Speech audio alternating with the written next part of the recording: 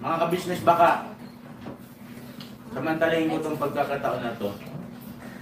Kung po pwede po sana, lalambing ako sa inyo. Supportahan niyo po yung Anime Reactors TV. Solid ka business po yan. Tapos ano po kasi siya, bedridden na po, mga ka-business. So sa pamamagitan ng pagbablog, awa ng Diyos nga, na-monetize na siya. Nagkakaroon siya ng kaunting revenue. Kaya maliliit lang kasi yung views niya. Baka pwede po suportahan natin si Anime Reactors TV. Yan. Pero bedridden na po siya. Kaya mapapansin nyo yung at least na mukha niya, pinapakita niya. Cartoon character. Suportahan po natin yan, Anime Reactors TV.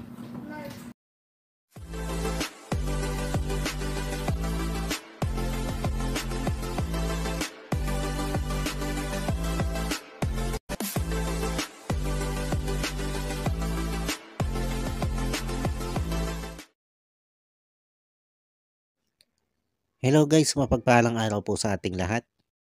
Narito pong muli ang inyong lingkod, Anime Reactors TV.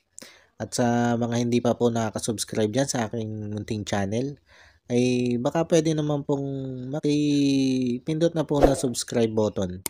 At makilike and share na rin po ng aking mga video. At patuloy din po natin suportahan ang Mag-amang Ka-Business Official at Papa Dins TV. At ganun din po yung kanilang second YouTube channel na Ka-Business Family. Yun, panibagong araw, panibagong reaction ulit tayo guys. At for today's video po ay gawan po natin ng reaction. Itong patungkol pa rin dito sa pangangalandakan nito sila Kuya Bong. At nitong nagmamagandang girlfriend niya na silang dalawa nga daw po ay kasal na. At pinangalandakan nila yan sa naging live nila nung mga nakaraang araw. At ang tatalakayin po natin dito ay yung usaping legal. Ngayon, ang pinagtataka nga po ng karamihan ay paano ito nangyari. Samantalang itong nagmamagandang girlfriend nitong si Kuya Bong ay nasa ibang bansa. At ito si Kuya Bong naman ay nandito sa Pilipinas. At ang isa pang pinagtataka ng marami ay ito si Kuya Bong ay walang mga papel. Ni birth certificate ay wala ito. At kung kukuha naman ito ng birth certificate ay marami pang proseso. Kumbaga, hindi ganun kadali na makakuha ito ng birth certificate itong si Kuya Bong. Dahil marami nga po itong hindi alam na impormasyon patungkol sa kanyang sarili. Na kahit sila ka-business nga ay nahihirapan na makuha ang birth certificate nitong si Kuya Bong. At syempre hindi lang naman birth certificate ang kailangan pag ikay ikakasal. Hindi na po natin iisa-isahin kung ano-ano yung mga papel na kailangan pag ikay magpapakasal.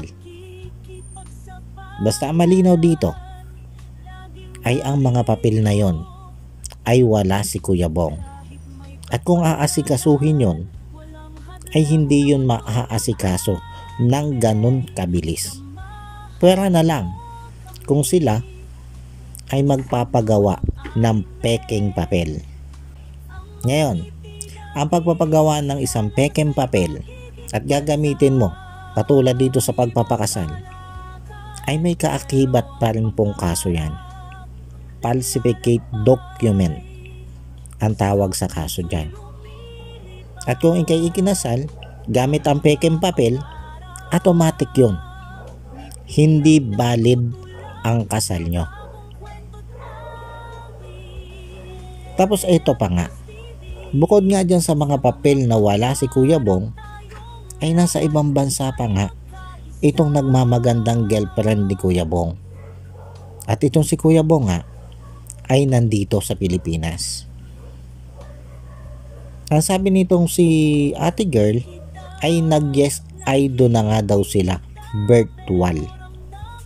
Malinaw lang sa sinabing ito ni ate girl na kinasal na nga sila online. Kaya hindi daw peke yung kanilang kasal. Eto guys, para malinaw lang, muli kong ipaparinig sa inyo itong sinabi ni Ate Girl at nitong si Kuya Bong doon sa naging live nila.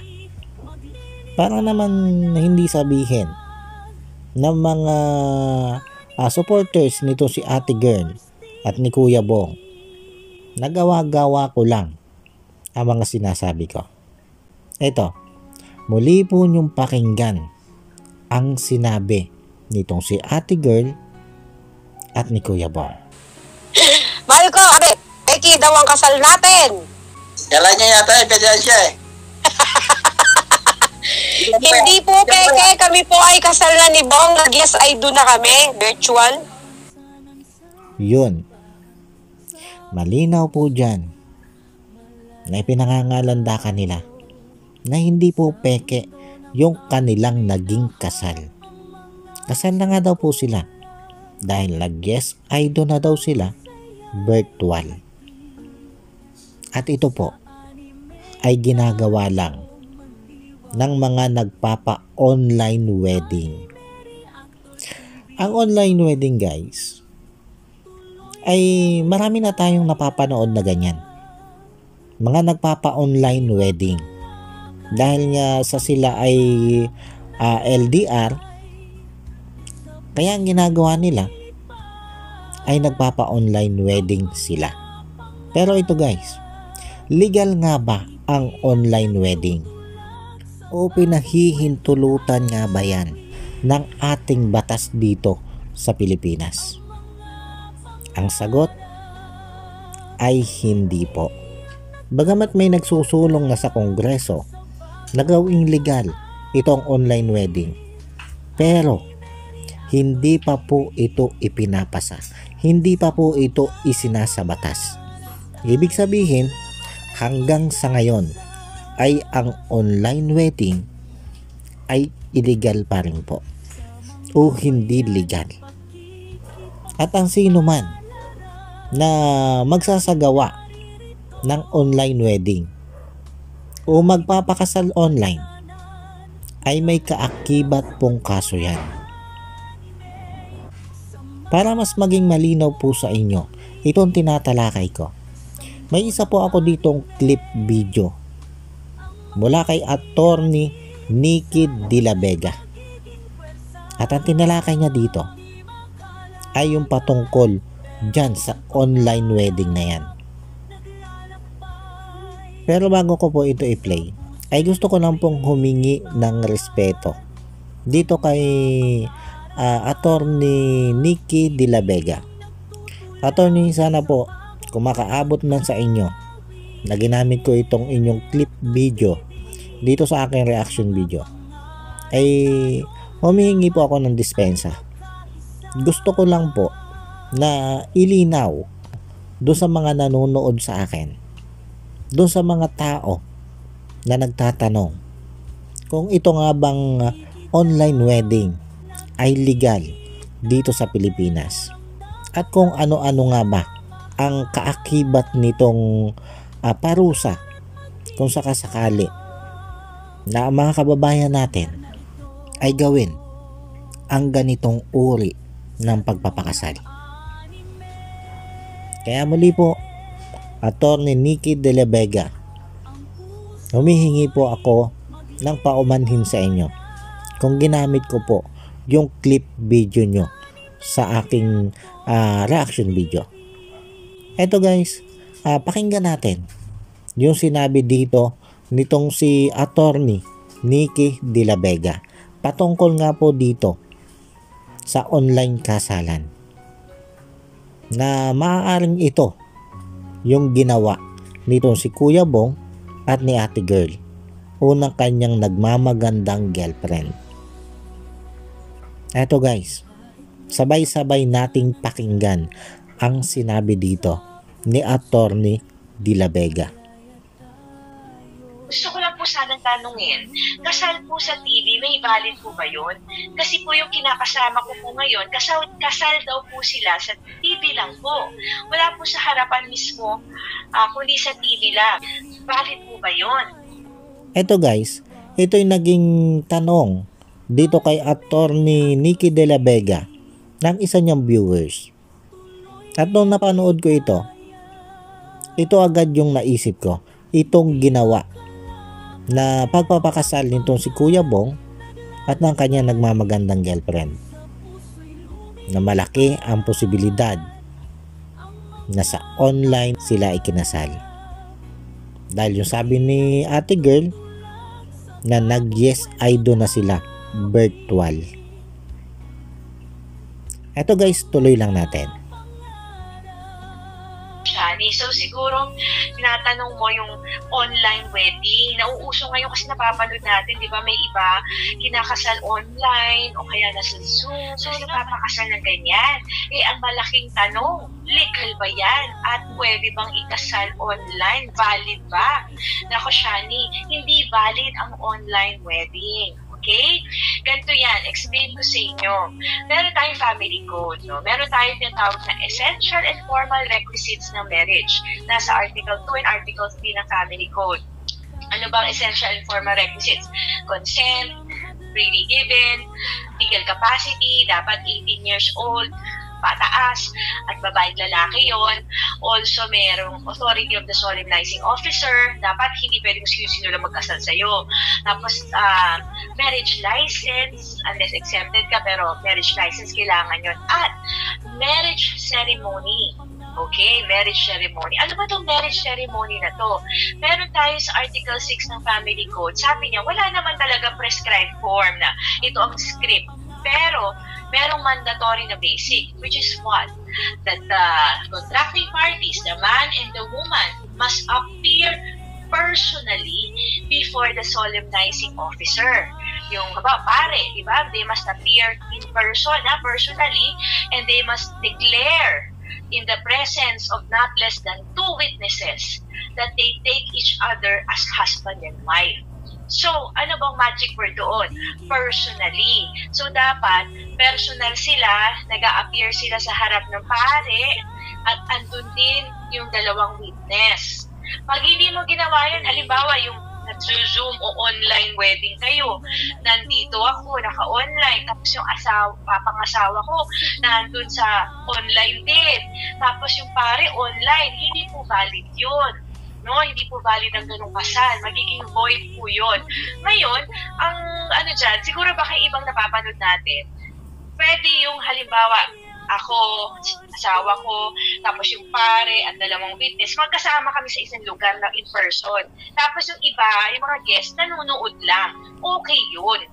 Kasi basta ang mga magkakasama sa isang kwarto in person ay yung ikakasal, yung pare, at saka yung dalawa nilang witness. Okay? Yun po. Kasi kung hindi po valid yung kasal. Pero kahit hindi po valid yung kasal, hindi ibig sabihin na, uy, hindi pala valid, so pwede na ako magpakasal ulit. Hindi. Pa-declare mo pa yun sa korte na void yung kasal. At ito, warningan ko kayo alam nyo ba, meron tayo sa Revised Penal Code, Article 350, yung illegal marriage. Na halimbawa, nagpapakasal ka, alam mong illegal, halimbawa may iba, alam naman nila illegal pero ginagawa pa rin nila. Pwede kang mamarusahan at pwede kang mapakulong aabot hanggang 6 years. Prison correctional medium to maximum period. So may kulong po yan kung sinasadya mo, alam mo namang illegal, alam mong mali, sinasadya mo pa rin magpakasal ng ganong pamamaraan. At may liability din dyan yung nagkasal. Kasi halimbawa, yung pare, alam naman niyang illegal yun, hindi pwede yung gagawin pa rin niya. Pwede rin makulong. So, wag po tayo gagawa ng ganyan. Actually, meron nga nakabilbil sa Congress na bill na payagan daw ang virtual marriage. Pero hindi pa yung batas. Para pinopropose pa lang. At pangalawa, maraming nag-oppose. No? Even yung parang Catholic group, mga pare, nag-oppose sila. Tama rin naman, ako feeling ko kasi hindi naman minamadali dapat yung marriage. Diba? Kung hindi ka makapaghintay, diba? Parang huwag ka na magpakasal, diba? Yan guys, napakalinaw na sinabi ni Attorney Nikki De La Vega na hindi valid ang online wedding. At dahil hindi valid yan, ibig sabihin o malinaw lang na ang online married ay illegal. At kung ito'y isasagawa mo sa kabila ng alam mo na ito'y illegal, ay may kaakibat na kaparusahan. 6 na taong pagkakakulong ang kakaharapin mo pag ikaw ay pumasok sa ganitong fake marriage o illegal marriage. Ngayon, doon sa comment section ko, may isang nag-comment doon na ang pangalan ay Vincent Abulog. Alam ko kamag-anakan ito ni ate girl o nang nagmamagandang girlfriend nitong si Kuya Bong. At ang sabi niya dito sa comment niya ay eto po.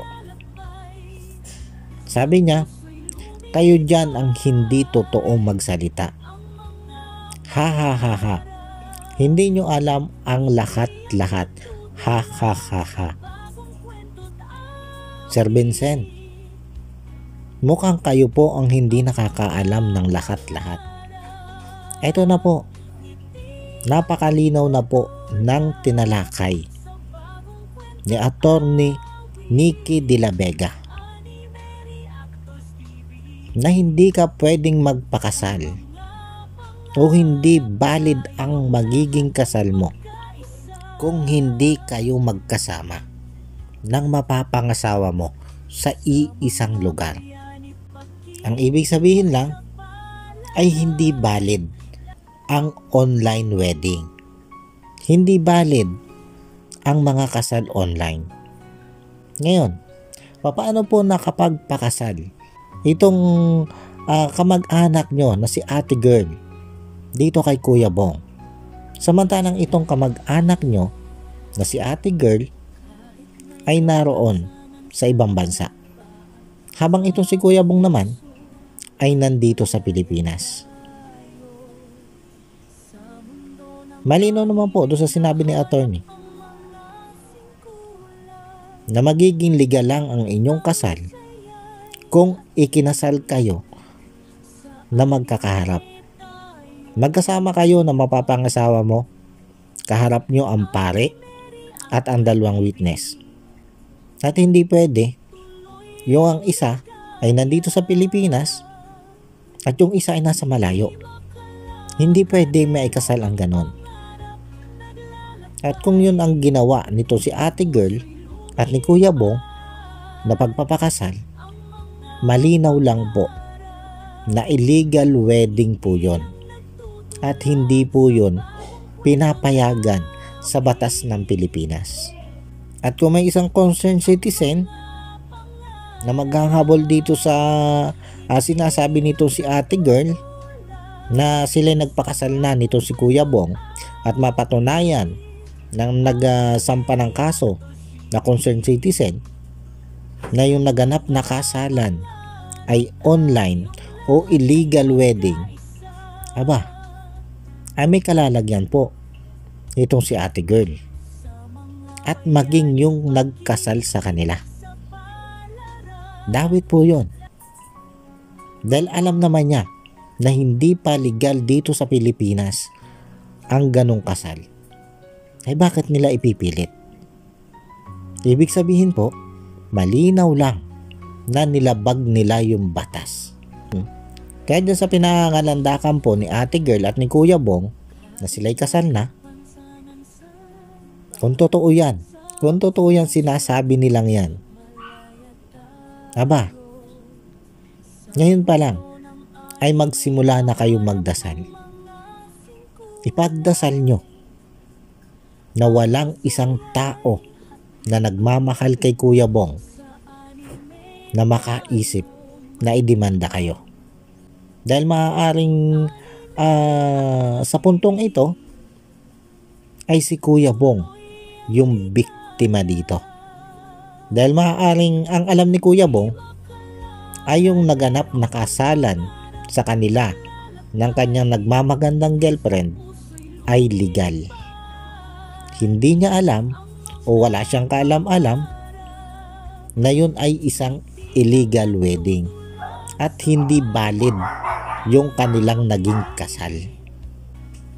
Kaya ipanalangin nyo na walang isang concerned citizen na makaisip na habulin ang ginawang pagpapakasal nitong si ate girl dito kay Kuya Bong online. Dahil wala naman po talagang pwedeng maging paraan para sila maipakasal o sila magpakasal kundi yung online. Siguro may napanood sila sa YouTube na mga nagpa-online wedding kaya sumubok din na magpa-online wedding. Na kahit nga sinasabi sa batas na ang pagpapakasal online ay illegal o hindi valid dito sa Pilipinas, ay ipinilit pa rin. At maging nga yung nagkasal, kung talagang sila ay totoong nagpakasal, ay siguradong damay doon sa magiging kaso pag nagkataon.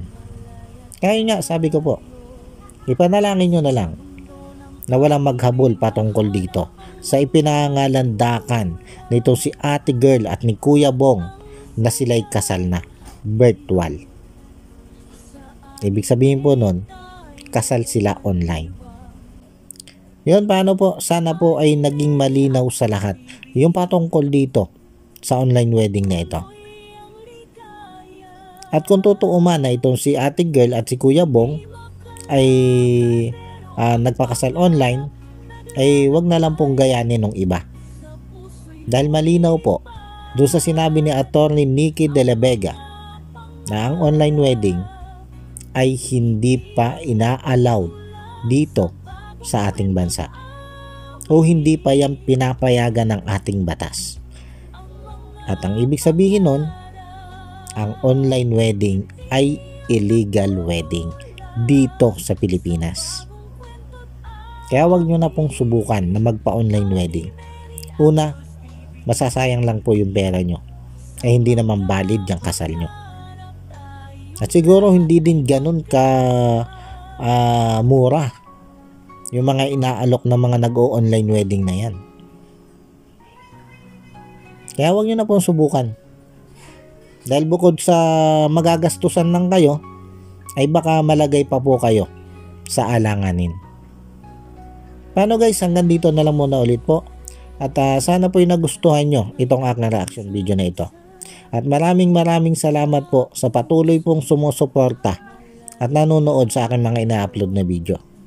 At sa mga hindi pa po nakaka-subscribe dyan, ay baka naman po pwedeng makipindot na po na subscribe button at maki-like and share na rin po ng aking mga video. At yun, bago po tayo tuluyang magtapos, ay gusto ko lang pong i-shout out itong si Ma'am Nerissa ng New Jersey. Shout out po sa inyo, ma'am. At maraming salamat po doon sa patuloy nyo pong pagsuporta sa akin at sa walang nyo pong sawang panonood sa akin mga video. At shout out din po dito kay Ma'am Elena Capillo. Shout out po sa inyo, ma'am. At maraming salamat din po sa patuloy nyong pagsuporta. At shout out din po dito kay MK Inday Okray. At shout out din po dito sa Cabrera family from Bacolod. Mula po yan kay Luz Biminda Reyes. Shout out po sa inyo. At ganon din po dito sa aking mga kasamahang reaktor. Kay La Taong Gala, Mamplers Channel, Annalisa Reality Vlog, Alminda Mix Vlog, Kalingap Turak, at itong si Katangay PLC. Shoutout po sa inyo. At makisuportahan din po ito aking mga kasamahang reactor na ito. Muli po ay maraming salamat po at God bless po sa inyong lahat. Anime Reactors, shoutout po. Suportahan natin yan si Anime Reactors TV. Yan, pakisupport po natin. Siya po ay isang bedridden na mga ka-business. Check nyo po yung kanyang YouTube channel, Anime Reactors TV. Siya po isang bedridden na, ayan, kahit paano nakakagawa-gawa siya ng mga reaction video patungkol sa ka-business official. Suportahan po natin para kahit paano magkaroon siya ng revenue. May magamit siya sa pambili-bili man lang ng gamot. Ano po mga kabis?